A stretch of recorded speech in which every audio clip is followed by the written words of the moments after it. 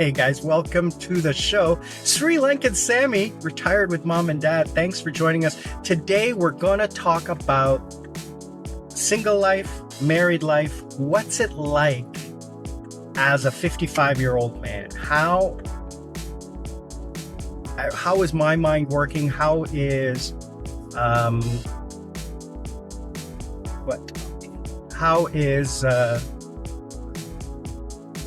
my mental state compared with what other people are saying, what stereotypically is. So stick around for that.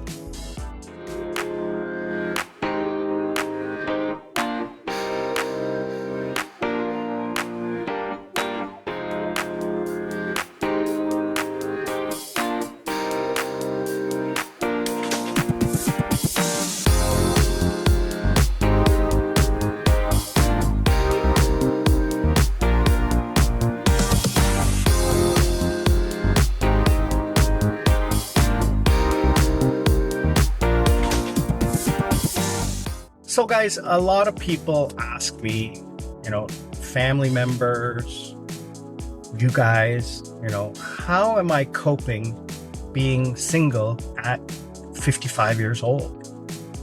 I've been single for the last 17, 18 years since I got divorced. So, I forgot to say, welcome to the channel. Thanks for joining me. I'm Sri Lankan Sami, retired with mom and dad. I'm a Canadian citizen, semi-retired in Sri Lanka. And I'm just in the car with Superstar Desmond. We're on the way home. I did some shopping today. And I thought I would just make a quick video for you guys using the new hands-free visor mount for the Insta360.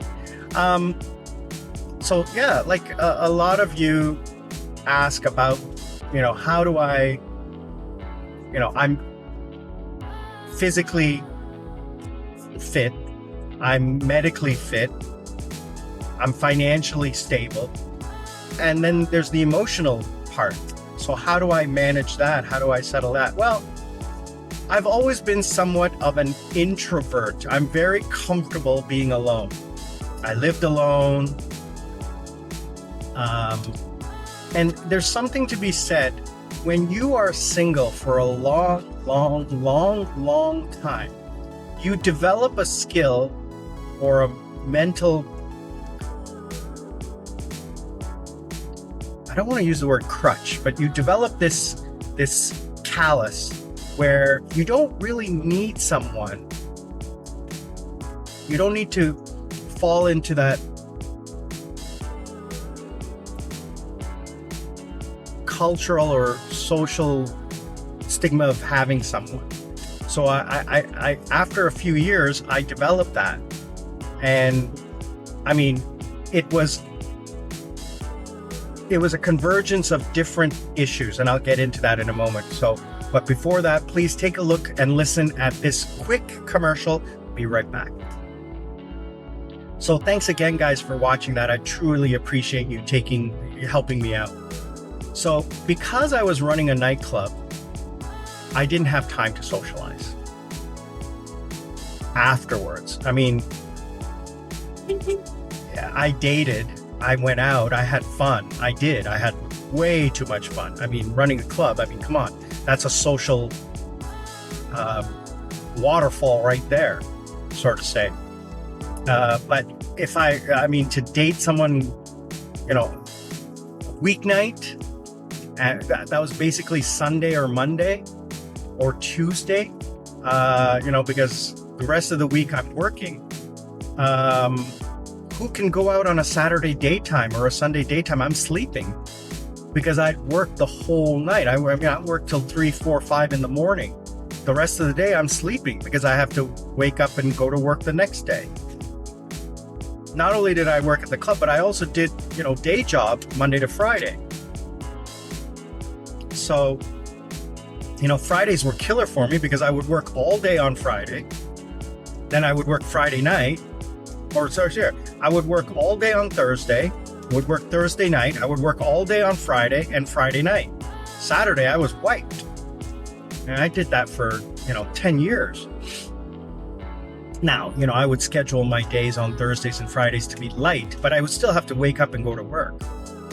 And I wasn't working online in those days. I was working, face to face. So trying to fit in a relationship at that time, not possible.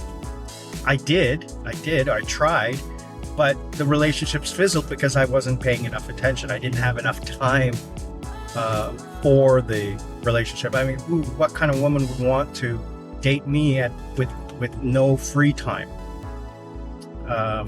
No ability to go out or do anything. Especially Korean girls, they want to go out, they want to do things, they want to go to the museum, to the show, to the shopping, to the cafe. They just want to hang out, and I'm sleeping. So being single at this age and at this time is very comfortable for me because I get to do what I want. I get to go where I want, do what I want, anytime without any guilt or any compromise. I choose what I want to do. Now, that being said, some people say, well, why aren't you married at this age? Because at this age, it's always good to have someone to help you, to take care of you, to be with you. I said, it's not my wife's job to wipe my butt when I'm old. That's not her job, and it's not, and I have no desire to physically take care of another human being. It's just not in my DNA. I'm not a nurse. So, just to have a partner so that someone is there to take care of me, that doesn't make sense. That's not logical. That's not, in my opinion, moral. It's like, have kids so that there's someone to take care of you when you get old. That's in my mind, slavery. I wouldn't have a child just so that they could take care of me when I'm older. That's not right.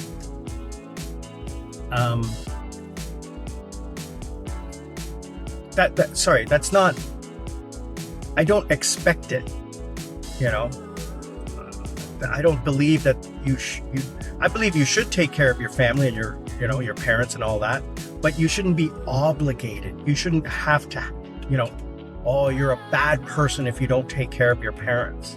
That's not right, I didn't ask, I'm not being mean or facetious about this, but I didn't ask to be born. I didn't ask my parents to sacrifice that they made. I didn't ask them. They did it, and I thank them for it, and I'm grateful for it, 100%.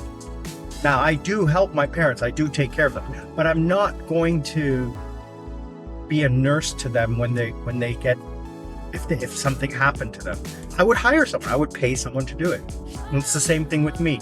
My favorite movie is Up in the Air with George Clooney. And there's this one scene where George Clooney is asked by the younger co-star, you never want to get married. And he's like, nope. He has this job where he travels like 300 days of the year all over America, and he loves it. He comes home to his apartment and there's barely anything in the apartment. So she says, you never want to get married. He's like, nope. And she goes, well, and then he says, sell me on marriage. And she says, well, what about, love? And he says, well, that's not a real word. He says, well, someone to take care of you. He says, I can pay someone to take care of you. He says, what about, not being lonely? And I'm surrounded by people. I'll never be lonely. And just goes on, and he rebuts everything that she says because it's just a cultural manufacturing of what we should be. Now, I'm not saying that you guys or anyone who's in a relationship or married or is wrong. I'm just saying it's not for me. And I have found that groove of happiness where I can balance my mental, emotional, physical, financial well-being. Okay. Right now, I'm focused on earning as much money as possible in the next year or two, so that when I retire, I can then focus on my emotional well-being, my mental well-being. I'm happy right now. Can I be happier? Absolutely.